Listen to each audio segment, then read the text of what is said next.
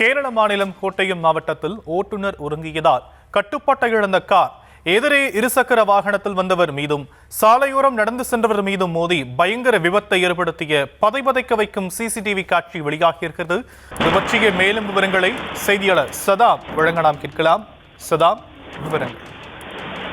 வணக்கம். அதாவது கேரள மாநிலம் கோட்டயம் மாவட்டத்தில் ஓட்டுநர் உறங்கியதால் ஏற்பட்ட விபரீதத்தால் கட்டுப்பாட்டை இழந்த அந்த கார் விபத்தை ஏற்படுத்தி இருசக்கர வாகனம் ஓட்டி மற்றும் சாலை நடந்து சென்ற நபர் மீது தூக்கி வீசப்பட்ட காட்சிகள் வெளியாகியுள்ளது. கேரள மாநிலம் கோட்டயம் மாவட்டத்துக்கு உட்பட்ட எரிமேலி தொகுதியில் அமைந்துள்ள எரிமேலி முண்டக்கயம் அந்த தேசிய நெடுஞ்சாலையில் எர்ணாகுளம் மாவட்டத்திலிருந்து ஒரு கார் சென்று கொண்டிருந்தது. திடீரென கட்டுப்பாட்டை இழந்த அந்த கார் சாலையில் சென்று கொண்டிருந்த இருசக்கர வாகன ஓட்டியான விஜய் என்பவர் மீது மோதி அவர் தூக்கி வீசப்பட்டார். பின்னர் சாலை நடந்து சென்று கொண்டிருந்த சாஜின் மீது இந்த மோதி வீட்டு சுவரின் மீது இடிந்து விழுந்தது.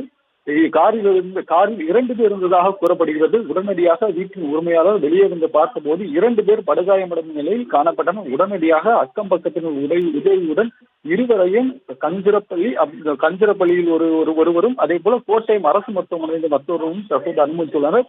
போலீசார் நடத்திய முதற்கட்ட விசாரணையில் கார் ஓட்டுநர் உறங்கிய காரணத்தினால் இந்த விபத்து நிகழ்ந்துள்ளதாக கூறப்படுகிறது. இருப்பினும் போலீசார் வழக்கு பதிவு செய்து விசாரணை மேற்கொண்டு வருகின்றனர். இந்த நிலையில் இது தொடர்பான சிசிடிவி காட்சிகள் தற்போது வெளியாகி பரபரப்பை ஏற்படுத்தியுள்ளது.